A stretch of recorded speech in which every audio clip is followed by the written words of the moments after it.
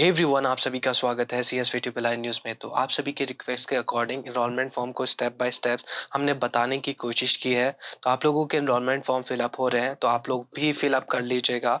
आपका जो last date है वो 23 दिसंबर है। तो आपको सबसे पहले CSVT की ऑफिशियल साइट पे आ जाना है। वहाँ आपको एनरोलमेंट फॉर्म दिखेगा, आपको उस पर क्लिक करना है। जैसे ही आप उस पर क्लिक करेंगे आपको ऑनलाइन स्टूडेंट एनरोलमेंट करके आ जाएगा।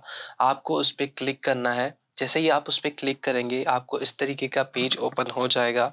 उसमें आप लोगों को enrolment for admission into CSVT 2021-22 पे क्लिक करना है। जैसे ही आप क्लिक करेंगे आपके पास इस तरीके का पेज आ जाएगा, जिसमें आपका DTA registration number, date of birth, आपका नेम, आपके फादर का नेम और यहाँ के पेज रहेगा। उसी को आपको फिल करना है। सबसे पहले बात कर लेते हैं हम लोग आपका DTA रजिस्ट्रेशन नंबर की। तो आप जब एडमिशन लिए होंगे आपको एक पेज दिया गया होगा कुछ इस तरीके का। उसमें आप लोगों को रजिस्ट्रेशन नंबर यहाँ ऊपर लिखा होगा, वही आपका DTE रजिस्ट्रेशन नंबर है। आपको यहाँ फिल करना है, अपना डेट ऑफ बर्थ फिल करना है। DTE रोल नंबर अगर आपको नहीं पता है तो नहीं फिल करना है। बहुत लोगों को नहीं पता होगा तो आप इसको ब्लैंक छोड़ दीजिए, ये मैंडेटरी नहीं है। आपको नेम ऑफ स्टूडेंट यानी आपका नाम, आपके पापा का नाम और ये कैपेज आपको फिल करके सर्च एप्लीकेशन पे क्लिक करना है। जैसे ही आप क्लिक करोगे तो आपके पास इस तरीके का एनरोलमेंट फॉर्म ओपन होकर आ जाएगा, जिसमें फर्स्ट आपको instruction for filling the form दिया होगा। कुछ इंस्ट्रक्शन दिए हुए हैं, इसको आप अच्छे से पढ़िएगा, उसके बाद ही फॉर्म फिलअप कीजिएगा।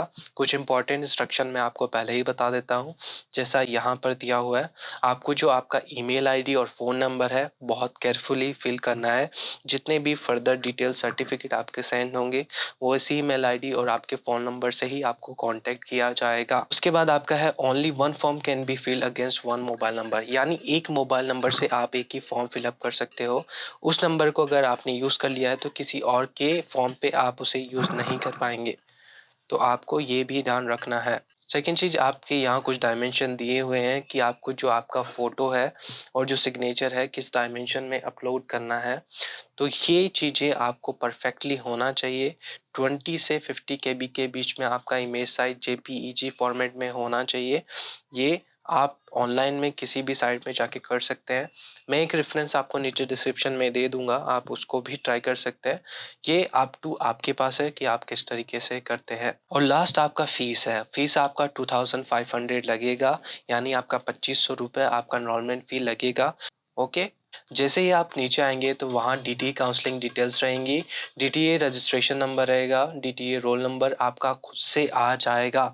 ये सभी चीज़ें आप लोगों को फिलअप करने की ज़रूरत नहीं है, ये ऑलरेडी आपका डिफ़ॉल्ट फिल रहेगा। ये भी आपका फिल रहेगा। आपको जो फिलअप करना है वो आपका डेट ऑफ एडमिशन है।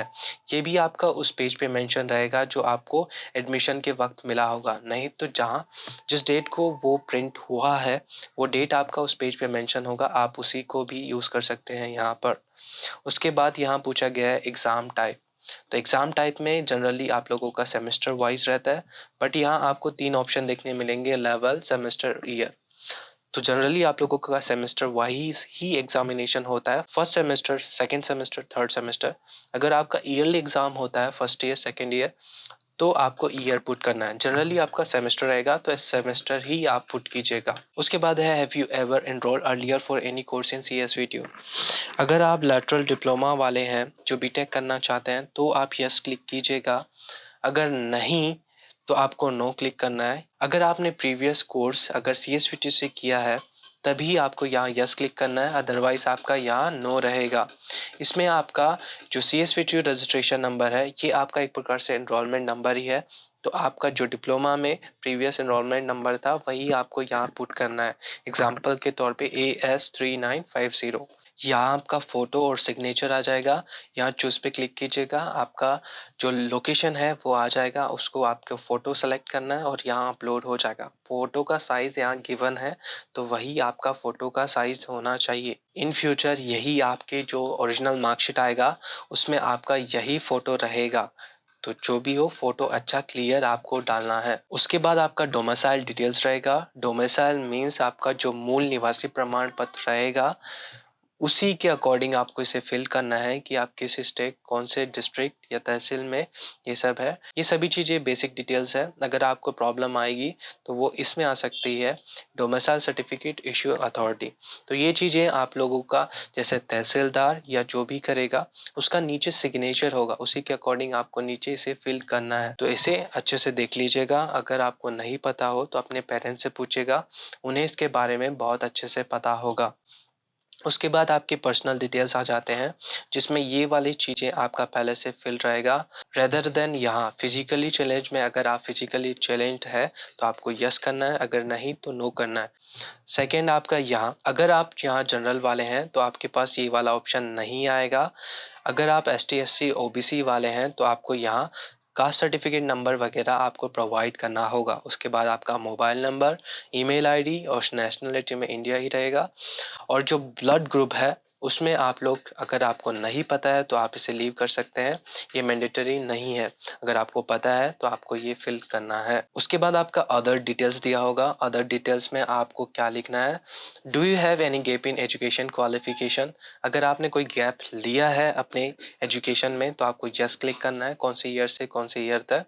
और ये आपने अगर गैप लिया होगा तो आपने कॉलेज में सबमिट भी किया होगा, अगर नहीं तो आपको नो पे क्लिक करना है। Have you receive migration certificate from your other board your university.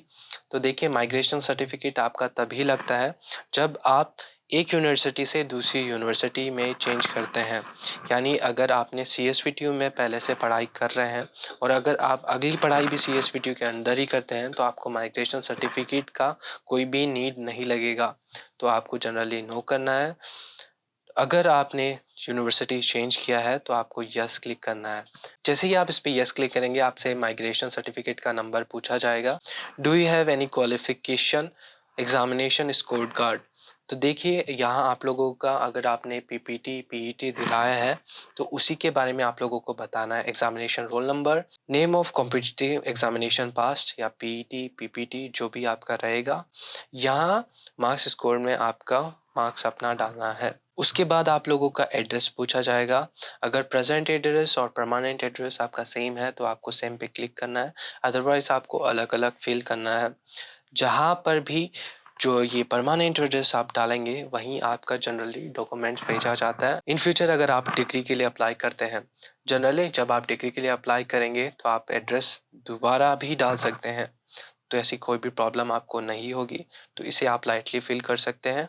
तो ये सेक्शन मैं आप पे छोड़ देता हूँ, इसे आप अच्छे से ध्यान से फिल कीजिएगा। उसके बाद पूछा जाता है एजुकेशन क्वालिफिकेशन। इसमें देखिए 4 चीज़ें बताई गई है, मेट्रिकुलेशन, हाई सेकेंडरी, ग्रेजुएशन और अदर।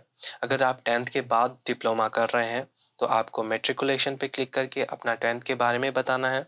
अगर आप 12th के बाद कर रहे हैं तो हाई सेकेंडरी। अगर आप बीटेक के बाद एमटेक करना चाह रहे हैं तो आपको ग्रेजुएशन पे क्लिक करना है। अगर आप डिप्लोमा से बीटेक कर रहे हैं तो आपको अदर पे क्लिक करके यहाँ अपना रोल नंबर डालना है। नेम ऑफ एग्जामिनेशन, अगर आप डिप्लोमा वाले हैं, 10th बोर्ड 12th बोर्ड जो भी आपने पास किया होगा। Name of board CBSE CGBSE जो भी रहेगा। अगर आप डिप्लोमा वाले हैं तो आपको कुछ नहीं करना है। नेम ऑफ स्कूल इंस्टीट्यूट में आप लोगों को अपना स्कूल का नाम, अगर कॉलेज है तो कॉलेज का नाम। अगर आप CSVTU के अंदर CSVTU भी डाल सकते हैं। Year of passing, total marks और मार्क्स सिक्योर्ड, ये सभी चीज़ें आपने जब काउंसलिंग किया होगा तब भी आप लोगों ने फिल किया होगा, तो वही आप यहाँ फिल कीजिएगा। उसके बाद आपका आता है list of document to be submitted at college. तो देखिए, जो भी कॉलेज में आपका जमा है तो उसका आपको फिक्र नहीं करना है। अगर आपका जमा है तो आपको बस टिक कर देना है। और अगर आपको कुछ एक्स्ट्रा आपने अगर पेंडिंग रखा है और जमा करने के लिए आपकी कॉलेज बोल रही है तो आपको कॉलेज में जाके जमा करना है। तो यहाँ आप क्लिक कर दीजिएगा, जो भी आपने कॉलेज में पहले से जमा कर दिया है वो सभी आपकी कॉलेज ही देख लेगी।